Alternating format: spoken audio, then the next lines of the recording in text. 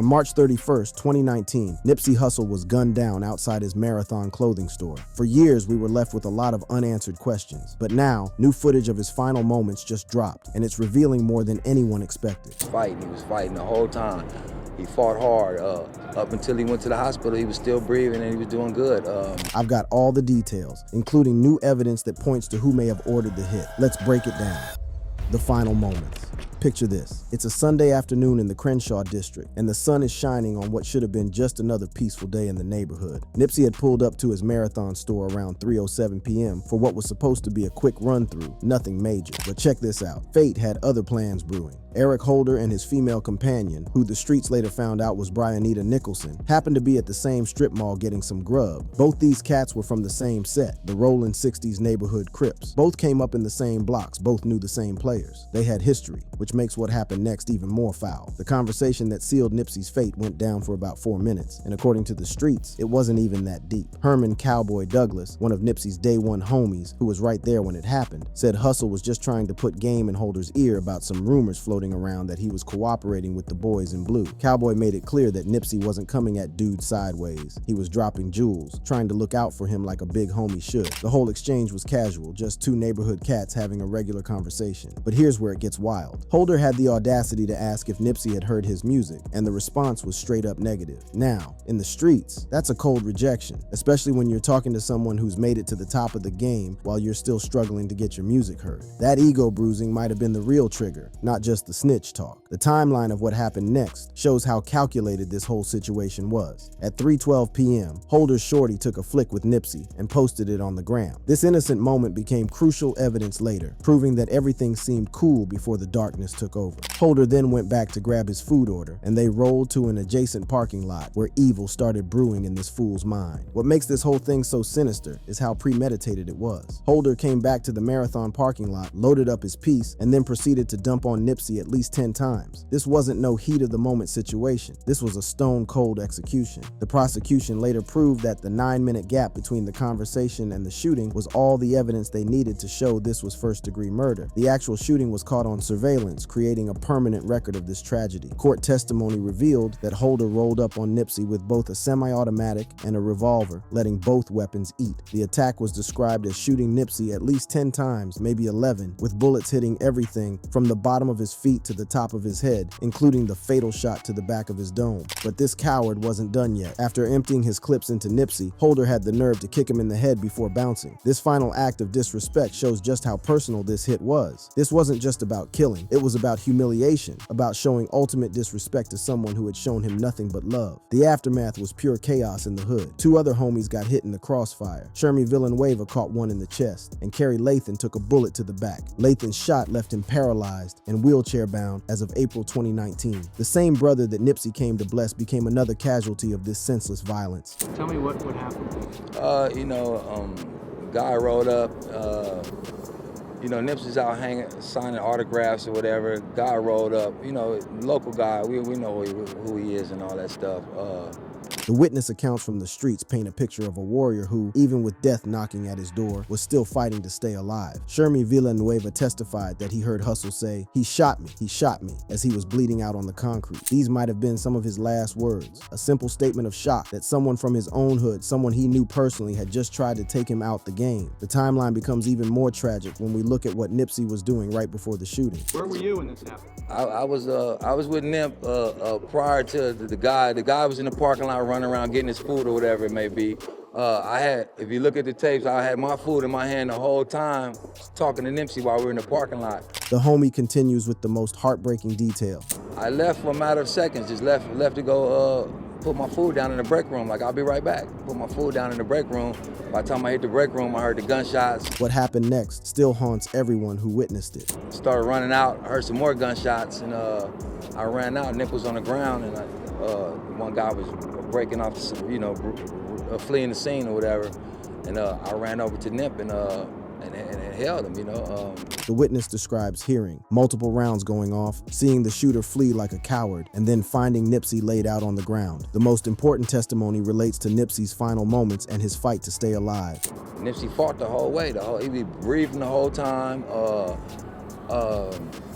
had a pulse, in and out of consciousness, but he fought hard. I could just see it in his eyes. He was fighting. Despite being shot multiple times, including that fatal shot to the back of his head, he kept fighting for his life. The medical examiner's report later confirmed that Hussle was pronounced dead at 3:55 p.m., 35 minutes after the shooting, meaning he battled death for over half an hour. He was fighting the whole time.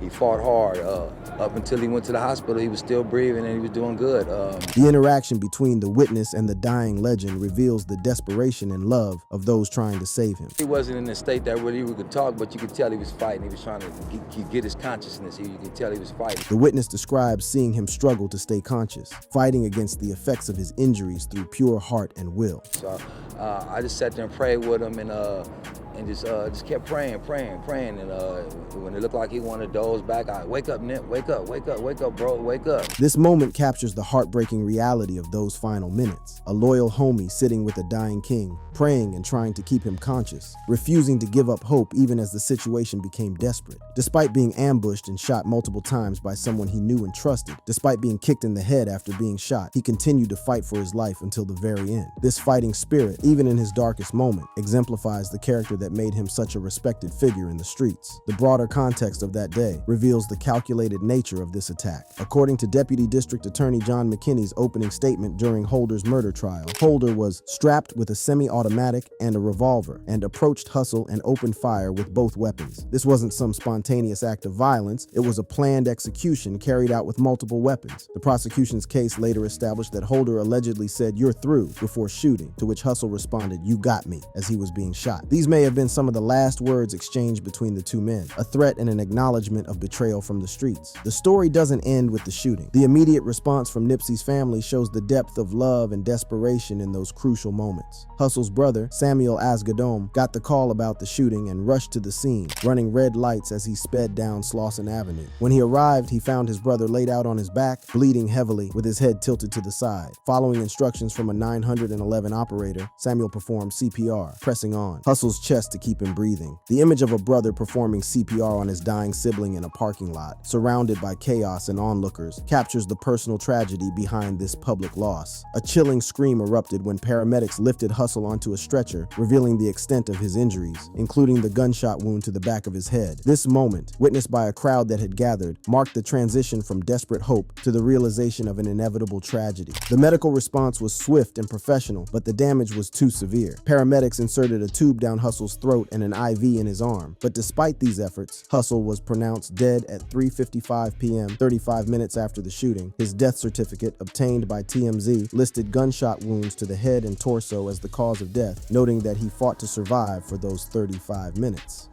The trial revelations. The murder trial of Eric Holder Jr. began on June 15, 2022, almost 3 years after Nipsey Hussle got laid down, and what came out of that courtroom was a devastating picture of jealousy, premeditation, and the deadly consequences of disrespect in hood culture. The trial wasn't just about getting justice for Nipsey's murder. It exposed the whole twisted web of relationships, motivations, and circumstances that led to one of hip-hop's most shocking betrayals. The trial had been pushed back multiple times due to court shutdowns and Holder's first attorney, Christopher Darden, backing out because of death threats. This detail alone shows how deep the streets' emotions ran about this case. When the trial finally kicked off, it provided the most detailed breakdown yet of what went down that Sunday afternoon and what was going through the mind of the cat who pulled the trigger. Eric R. Holder Jr., then 32, was facing 1 count of first-degree murder, 2 counts of attempted first-degree murder, 2 counts of assault with a firearm, and possession of a firearm by a felon. The prosecution, led by Deputy District Attorney John McKinney, was going to prove that this was a calculated, premeditated murder driven by a toxic combination of perceived disrespect and professional jealousy. The prosecution's opening statement painted a picture of a man who had time to think about his actions and still chose violence. McKinney argued that Holder clearly thought about what he was going to do before he did it, pointing to his return to the parking lot after the snitching conversation as evidence of intent. This wasn't no heat of the moment situation. It was a deliberate choice to commit murder. The evidence presented during the trial was overwhelming. Multiple eyewitnesses and surveillance footage from from local businesses backed up Holder's actions, making the case against him bulletproof. The prosecution had video evidence of Holder's arrival, the shooting itself, and his departure, creating an undeniable record of his guilt. But the most damning evidence came from the testimony of Brianita Nicholson, the female who had driven Holder to and from the scene. Nicholson, who was granted immunity and testified as a key witness, claimed she had no idea about Holder's intentions and only learned about the shooting from the news. Her testimony provided crucial details about Holder's state of mind and actions, both before and after the shooting. According to Nicholson's testimony, she heard Holder say, "You're through to Hussle," before opening fire, to which Hussle reportedly responded, "You got me." These final words, if accurate, reveal the moment when Nipsey realized he was about to be killed by someone he knew and had shown love to. The testimony also revealed the calculated nature of Holder's actions after the shooting. Nicholson testified that Holder told her, "Drive before I slap you," as they fled the scene. This command reveals a man who was not only capable of murder, but who was also prepared to threaten violence against anyone who didn't immediately comply with his escape plan. The most revealing aspect of the trial was the testimony about the conversation that allegedly triggered the shooting. Herman Cowboy Douglas, one of Nipsey's closest homies and store employee, testified that the conversation between Hussle and Holder seemed chill, and that Hussle's tone wasn't aggressive, but rather looking out for Holder like a big homie should. This testimony contradicted the defense's claim that Holder was provoked by some aggressive confrontation. Yeah, not as tight as me and Nipsey, but I want to say 06 through 09, cause I know I was smoking dope pretty tough. I had the whole hood on fire, and he was one of the little youngsters at the spot serving. Cowboy reveals that Holder was known around the way, but not as someone particularly close to Nipsey. He was described as one of the little youngsters who was working the block during Cowboy's own struggle with addiction. This context helps explain the dynamic between the two men and suggests that Holder may have felt overshadowed by Nipsey's success. The prosecution's case also revealed disturbing details about Holder's behavior in the days leading up to the shooting. Well, to a certain extent, he was jumping out. He was really looking for problems. Honestly, in my heart, I know for sure he didn't come near looking for Nip. You know what I mean? He came to the hood wanting some problems for sure. You know what I mean? This suggests that Holder was actively seeking confrontation in the days before the shooting. The witness describes him as jumping out and looking for problems, painting a picture of someone who was agitated and possibly looking for a reason to engage in violence. The fact that he was carrying 2 straps supports this interpretation. Jumping out with 2 pistols, you're gonna find problems. I don't care. Any hood you jump out. You know what I mean? So yeah, he was jumping out, a lot of people putting a lot of emphasis saying Nipsey called him a snitch. This reveals that Holder was strapped with 2 pistols and actively confrontational in the days before the shooting. The trial also revealed details about Nipsey's state of mind and activities in the days leading up to his death. We had just did the DJ Khaled video a couple days prior, and I'm sitting there like, man, you finally made it. I think it maybe I don't know if it was like 2 days before that, I seen him and Lauren London on the 4-wheeler. So Nipsey was in a good space, both personally and professionally, in the days before his death. He had just completed a video with DJ Khaled, a major mainstream collaboration that represented the peak of his career. So the next day I come to work, that in the parking lot on the 4-wheeler, it's 7 in the morning, that nigga sitting in the parking lot rolling them up a backwood. I said, you bored, you ain't got nothing to do.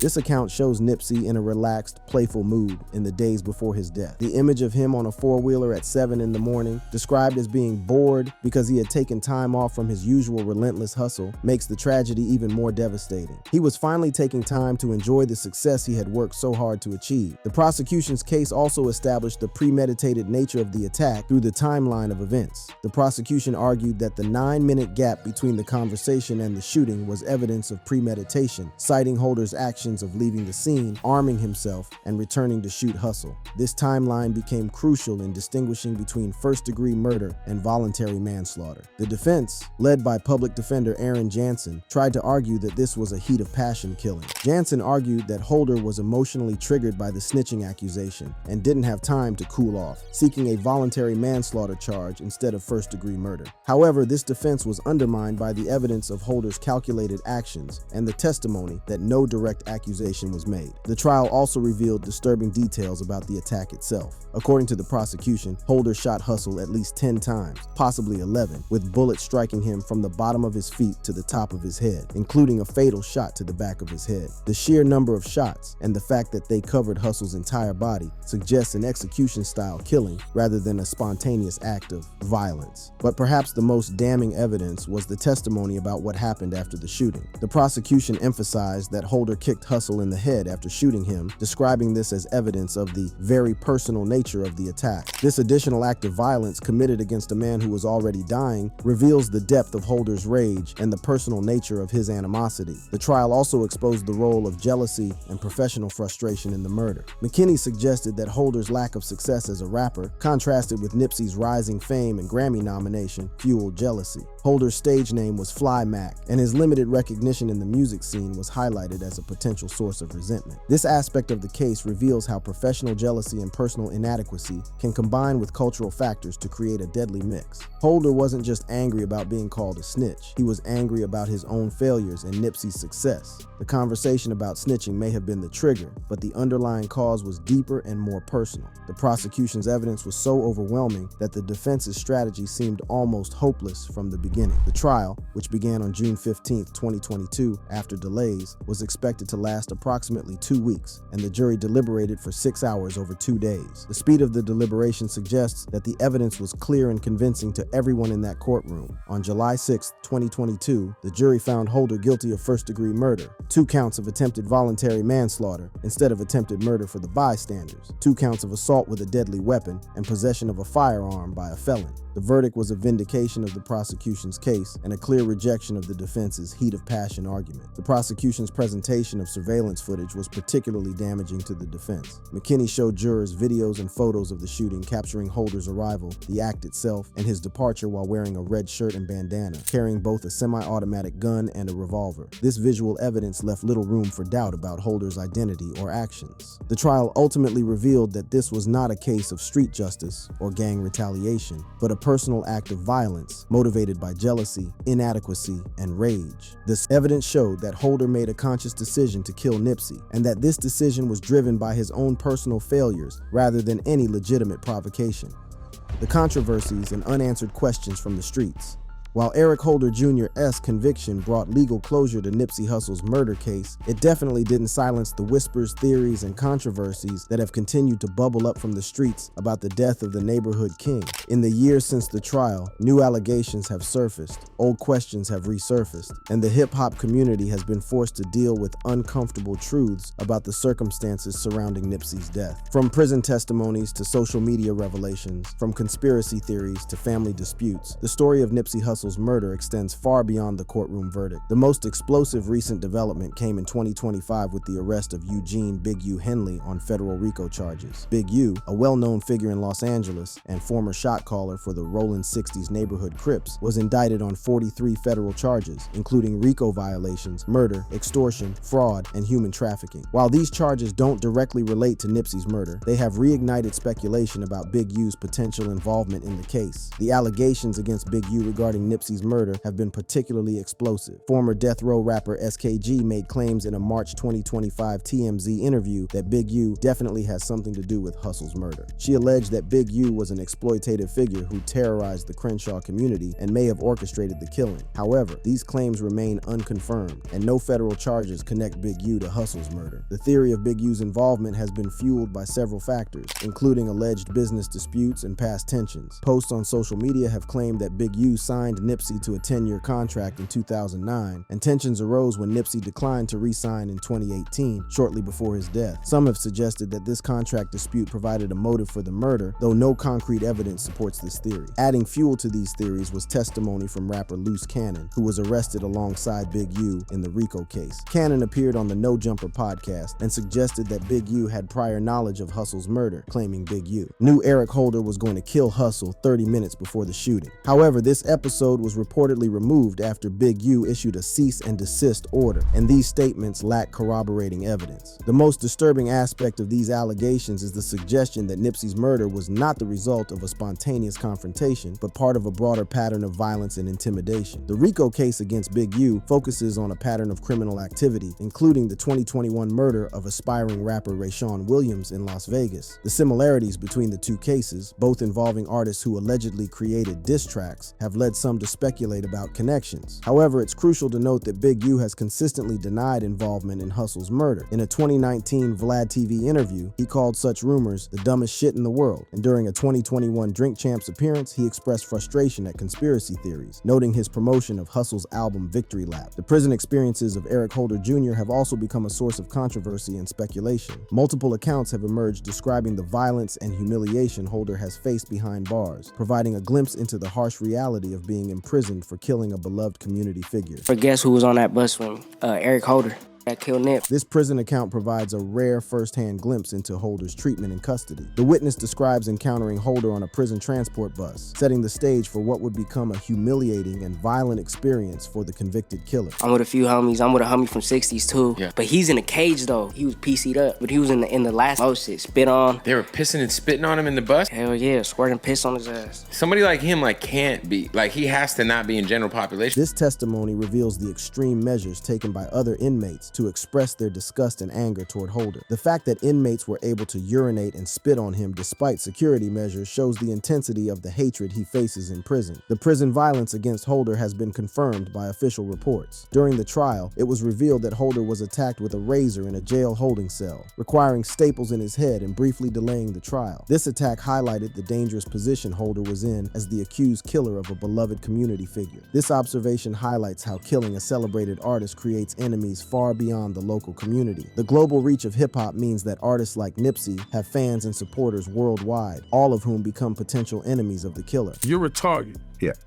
You're definitely a target. People might want to test you. The conspiracy, theories surrounding Nipsey's murder have also continued to evolve and spread, particularly on social media platforms. The most prominent conspiracy theory ties his death to a documentary he was reportedly working on about Dr. Sebi, a Honduran herbalist who claimed to cure diseases like AIDS and cancer. Social media platforms saw widespread speculation that the government or pharmaceutical companies targeted Hussle to suppress information about Dr. Sebi's alleged cures. These theories gained traction despite the lack of evidence, reflecting the historical and social context of the African American community, where centuries of systemic oppression and documented abuses have fostered deep distrust of government and institutional authority. The proliferation of these theories shows how communities process grief and trauma when official explanations seem inadequate. The ongoing controversies have also highlighted the challenges faced by those trying to honor Nipsey's legacy while dealing with the reality of his murder. The Marathon clothing store has since reopened at a new location, becoming a memorial site, but the shadow of the murder continues to hang over efforts to continue his community work. The legal system's handling of various aspects of the case has also generated controversy. The decision to grant immunity to Brianita Nicholson, the getaway driver, sparked outrage among some community members who felt she should have been held accountable as an accessory. Community activists argued that her immunity deal suggested leniency, possibly due to her cooperation, while others faced legal consequences for unrelated violations. The arrest of Kerry Lathan, one of the shooting victims, for allegedly violating parole by associating with Nipsey, has also remained controversial. Lathan was arrested 8 days after the shooting for violating parole by associating with a known gang member, namely Nipsey. This arrest highlighted the contradictions in how law enforcement viewed Nipsey's community role versus his gang affiliation. The ongoing legal proceedings related to the case have also generated interest. On November 5th, 2024, a California appeals court upheld Eric Ronald Holder Jr.'s first-degree murder conviction, rejecting the defense's challenge to the trial judge's rulings. This decision appears to close the final avenue for legal appeals, confirming that Holder will serve his 60-year sentence. The ongoing speculation about other potential motives or conspiracies reflects the difficulty many people have in accepting that such a senseless act could have such a simple explanation. The idea that years of work, millions of dollars in investment, and countless lives touched could be destroyed by a brief conversation about snitching seems inadequate to explain the magnitude of the loss. The streets will continue to debate and discuss the controversies surrounding his death, but one thing remains clear: Nipsey Hussle's legacy as a rapper, entrepreneur, and community leader will endure, even as the questions about his murder continue to evolve and multiply in the digital age. This was just one of many untold stories. Click any of the cards on your screen for more similar content.